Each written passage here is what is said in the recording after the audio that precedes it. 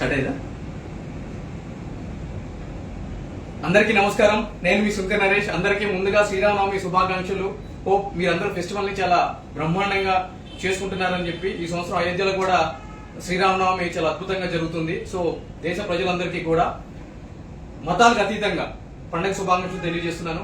ఈ రోజు ఈ టైంలో నేను లైవ్ పెట్టడానికి ప్రధానమైన ఉద్దేశం ఏంటి అంటే కనుక ఈ పండగ డబల్ ధమాకా పండగ నాకు మనలాంటి ఎంతో మంది యువతకి ఎందుకు అని అంటే కనుక మనందరికీ తెలుసు ఇవాళ రేపు అన్ని సక్రమంగా ఉండి పేరెంట్స్ చదువుకోమని బయటకు పంపిస్తే మనం తందనాలాడే ఆటలు గాని పక్కదోవ పట్టే వేషాలు గాని ఎన్నో చేస్తూ ఉంటాము.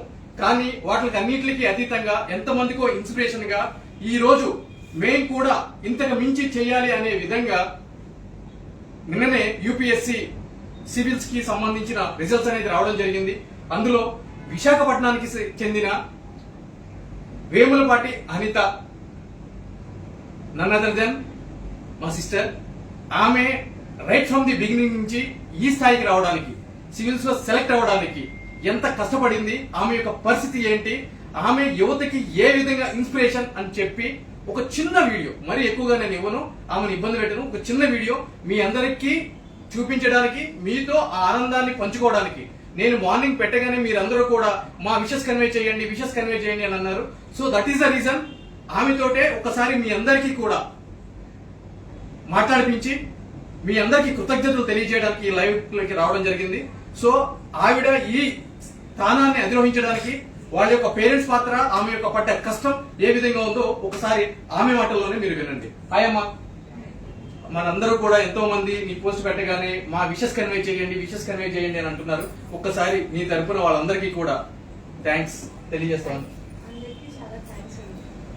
సో నువ్వు ఈ స్థాయికి రావడానికి ఐ నో వెరీ వెల్ నువ్వు ఎన్ని హార్డ్షిప్స్ ఫేస్ చేశావు, ఎటువంటి బాధలు ఇబ్బందులు గురి చేశావు, I know very well. But వాళ్ళని అధిరోహించే ఈ విధంగా ఈ స్థానానికి రావడానికి ప్రధానమైన కారణం ఏంటి? నువ్వు ఏ విధంగా ఈ స్థాయికి వచ్చావు? అంటే ప్రైమరీలీ ఇంతవరకు రావడానికి ఫస్ట్ రీజన్ మా గురువు గారు శ్రీ రామదూత స్వామి గారు. అండ్ ఇంత పెద్ద కెలామిటీ ఆఫ్ లైఫ్ తర్వాత ఏం చేయాలి అని అన్నప్పుడు స్వామి గారు ఏమో ఐఏఎస్ అవ్వు అని చెప్పారు. సో అలా స్టార్ట్ అయింది 2020 జర్నీ.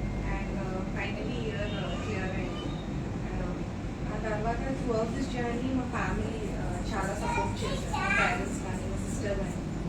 అండ్ చాలా డిప్రెషన్ ఉండేది, చాలాసార్లు నేను డౌట్ పడ్డాను అసలు ఇంత లేసి రావడానికి. One of the major pillars is మా కౌన్సిలర్ శోభ గారు. చాలా ఇన్స్టెన్సెస్లో ఎప్పుడు ఫోన్ చేసినా షీ యూస్ టు రెస్పాండ్. కొన్నిసార్లు కొన్ని అవర్స్ వరకు she uses to hear me out. Exercises అని చెప్తారు. అండ్ నెమ్మదిగా I could come out of depression. And so నాన్నగారు ఏం చేస్తూ ఉంటారమ్మా? Daddy Raghavendrarao, Indian Railways senior inspector of stores accounts చేస్తారు. Mother b India development and child welfare డిపార్ట్మెంట్లో ICDS project supervisor. Any siblings? మా చెల్లి మాధవి ప్రస్తుతం మేనేజ్మెంట్ కన్సల్టెంట్ గుడ్. వాళ్ళ పాత్ర ఎంతవరకు ఉంది మీ యొక్క ఈ ప్రస్థానంలో, ఈ విజయంలో? నాకు బాగా టెన్షన్ ఉన్నప్పుడు డౌట్ ఉన్నప్పుడు she always cools me down తన ఓన్ వేలో. మూవీస్ చూపించడం కానీ ఎక్కడికైనా బయటకు వెళ్ళి చెప్పడం కానీ తను చదివిన బుక్స్ గురించి చెప్పడం కానీ షీ సపోర్టెడ్ మీ అలాట్. మీకు అంటే ఎన్ని ఇయర్స్ నుంచి ప్రాబ్లమ్ ఫేస్ చేస్తున్నావు? ఇది అరౌండ్ 11 years అయింది.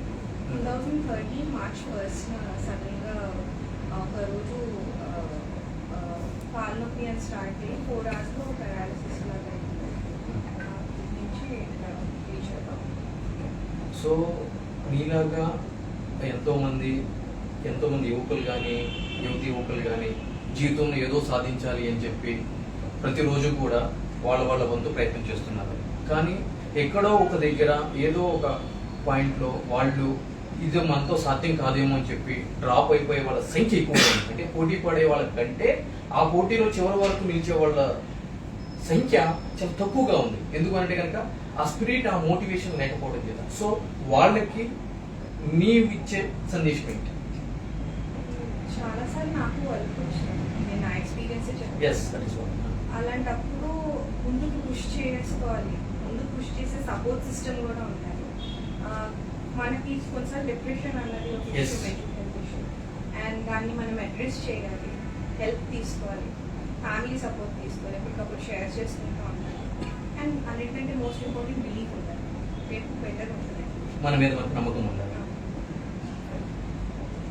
సో చూశారు కదా, మరింతమంది వేములపాటి అనిత మనలో ఒకరిగా ప్రస్థానం మొదలుపెట్టి ఎన్ని అడ్డంకులు ఎదురైనా కూడా, ఎన్ని మానసిక సమస్యలు ఉన్నా కూడా వాటిలన్నింటినీ ఎదురొచ్చి పోటీలో ఉండటమే కాదు, చివరి వరకు వెళ్ళి విజయాన్ని సాధించి ఈ రోజు మన ముందు నిలబడాలి. సో కాబట్టి మీరందరూ కూడా మీ వంతు ప్రయత్నం చేసి పోటీలో నిలబడటమే కాదు, చివరి వరకు కూడా విజయం అందేంత వరకు కూడా పోటీ నుంచి పక్కకు తప్పుకోకుండా ఆ విధంగా కృషి చేస్తారని చెప్పి కోరుకుంటూ అందరి తరఫున మీకు మరొకసారి ధన్యవాదాలు. Thank you very much. జై హింద్.